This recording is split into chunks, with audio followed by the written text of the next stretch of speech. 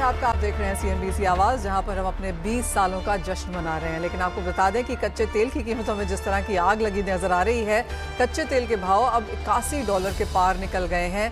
हमने इस साल में अब तक 10% की तेज़ी कच्चे तेल में यहाँ पर आते हुए देखी है। कहाँ जा सकते हैं भाव, और जो US ने यहाँ पर रशियन सैंक्शंस लगाए हैं उसका कितना इम्पैक्ट आगे और भी बाकी है, ये बताने के लिए हमारे साथ हैं एनर्जी एक्सपर्ट नरेंद्र तनेजा। नरेंद्र जी नमस्कार, बहुत शुक्रिया साथ देने के लिए। अच्छी खासी तेज़ी यहाँ पर कच्चे तेल में बनती हुई नजर आई है, और जहाँ तक रशियन सैंक्शंस की बात है, करीबन 200 एंटिटीज़ और इंडिविजुअल्स पे इसे लगाया गया है। 5 जो ऑयल एंड गैस कंपनीज हैं उन पर है, 5 जो CEOs हैं in oil and gas companies के उनके ऊपर भी है। जहां तक रशियन इंश्योरेंस कंपनीज है उसके ऊपर भी यहां पर सैंक्शंस है, और माना यह जा रहा है कि जो ये बाइडेन एडमिनिस्ट्रेशन ने ये सैंक्शंस यहां पर लगाए हैं, या आगे इसे ट्रंप कैसे संभालेंगे उस पर भी नजर होगी। और ऑफ कोर्स क्या UK यहां पर इसमें जुड़ रहा है या नहीं, वो भी एक चीज़ यहां पर देखने लायक है। लेकिन नरेंद्र जी, आप कैसे देखते हैं ये रशियन सैंक्शंस जो US ने यहां पर लगाए हैं, क्या वो सारा इम्पैक्ट हम प्राइसेस में ऑलरेडी आता हुआ देख चुके हैं, या फिर बाजार अभी इसको डेवलपिंग स्टोरी के तौर पर देख रहा है?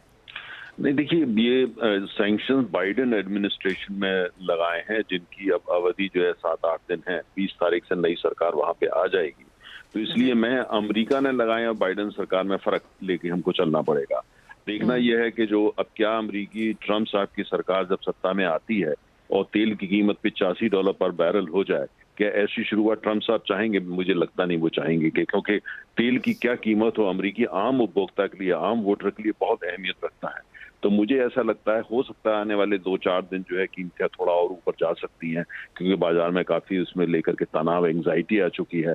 लेकिन मुझे लगता नहीं कि ये सस्टेनेबल है, क्योंकि डिमांड एंड सप्लाई फंडामेंटल से अगर आप चलते हैं तो कोई वजह नहीं कि कीमत जो है वो $80 या ये सब पहुंची हो। $70-72 से ऊपर होनी नहीं चाहिए। ये सारा जो प्रीमियम आ रहा है, ये पहले तो लोग इसको जियोपॉलिटिकल प्रीमियम बोलते थे, अब इसको कहा जा रहा है ये बाइडेन प्रीमियम है।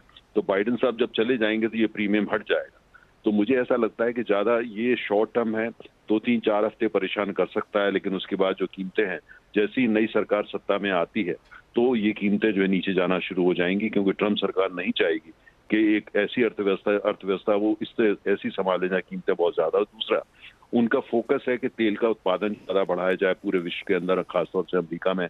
तो ऐसे में इस तरह की नीतियां जो काम नहीं चलेंगी, तो सैंक्शंस ऐसा नहीं है कि वो आते एकदम हटा लेंगे, लेकिन इतना जरूर है कि उसका बहुत उसको जो इम्प्लीमेंट कराने को लेकर के वो इतना शायद बहुत ज्यादा वो कोशिश नहीं रहेगी। काफी हद तक सैंक्शंस को नजरअंदाज करेंगे और बाजार को एक संकेत मिल जाएगा कि सैंक्शंस लगी हुई हैं, लेकिन इसको नजरअंदाज किया जा सकता है। क्योंकि जो रशियन सप्लाई मार्केट से अगर जाती है या आधी हो जाती है या कम हो जाती है, तो तेल की कीमतें जाहिर है $83, $84, $85 कहीं भी जा सकती हैं, और मुझे लगता नहीं कि ट्रंप साहब इसको स्वीकार करेंगे।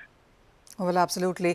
नरेंद्र जी, इंडियन मार्केट्स के हालात आज आपको कैसे नजर आते हैं, जहां पर इक्विटी सेल ऑफ है, कच्चा तेल मल्टी मंथ हाईज पर है, रुपया ऑल टाइम लोज पर है, और कच्चा तेल हमारा सबसे बड़ा इंपोर्ट भी है ऑन दैट बिल?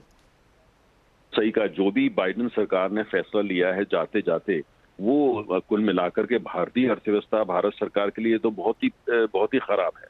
क्योंकि कुल मिला के बाइडेन साहब कर क्या रहे हैं, वो ट्रंप सरकार के लिए गड्ढे खोद रहे हैं कि वो आए तो उनको चलने में दिक्कत हो। और लेकिन मुझे लगता है कि भारतीय विदेश मंत्री जो कि जा रहे हैं वहां पे 20 तारीख को, और इस जाने से पहले जाहिर है उनकी बातचीत वित्त मंत्री से भी होगी और हो रही है, जैसा मुझे खबरें मिल रही हैं। तो ये बहुत बड़ा मुद्दा होगा। चीन भी इसको उठाएगा, जापान भी उठाएगा, खुद अमेरिका के जो स्टेक होल्डर्स हैं वो लोग उठाएंगे। तो मुझे लगता है शॉर्ट टर्म तो काफी परेशानी की बात है, खासतौर से भारतीय अर्थव्यवस्था के लिए, चाहे वो रुपए की कीमत हो, चाहे बैलेंस ऑफ पेमेंट हो, फिस्कल डेफिसिट, सारी पूरी अर्थव्यवस्था के लिए। क्योंकि हमारी अर्थव्यवस्था कुछ भी कहा जाए, लेकिन हमारी अर्थव्यवस्था तेल की अर्थव्यवस्था है, तो इसलिए भारत के लिए तो आने वाले 3 हफ्ते बड़े मुश्किल के लिए हैं।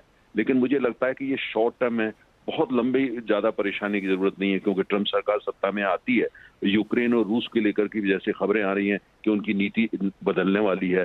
अर्थात यह है कि यूक्रेन युद्ध को समाप्त करना चाहते हैं, कम से कम उसको सीज फायर की स्थिति में लाना चाहते हैं। तो अगर आप ये लगता है कि अच्छी बात, खराब बात यह है कि बाइडेन सरकार गड्ढे खोद रही है और भारतीय अर्थव्यवस्था के लिए बहुत बड़ी परेशानी पैदा कर रही है। लेकिन अच्छी बात यह है कि ये 7-8 दिन की बात है, नई सरकार वहां आएगी। ऐसा लगता है, किसी के बारे में निश्चित कहना तो मुश्किल होता है, लेकिन ऐसा लगता है कि जैसे ही वो सरकार आती है तो इस ओर ध्यान देगी, और जो बाजार में तनाव है ये कम होगा और तेल की कीमतें दक्षिण की तरफ जाना शुरू हो जाएंगी। निरंजन रंजन जी, बहुत शुक्रिया साथ जुड़ने के लिए, और कुछ एश्योरेंस यहाँ पर बाजार में देखने के लिए कि जो ये जिस तरह की गिरावट यहाँ पर हमने मार्केट्स में आते हुए देखी है। क्रूड में जिस तरह की तेज़ी है वो शायद बहुत लंबे समय तक नहीं चलेगी और ट्रंप एडमिनिस्ट्रेशन जब यहाँ पर आएगा तो शायद हमको चेंजेस यहाँ पर होते हुए नजर आएंगे, लेकिन तब तक ऑफ कोर्स थोड़ी सी चिंताजनक सिचुएशन ज़रूर है। लेकिन इसी के साथ एक ब्रेक का भी समय है।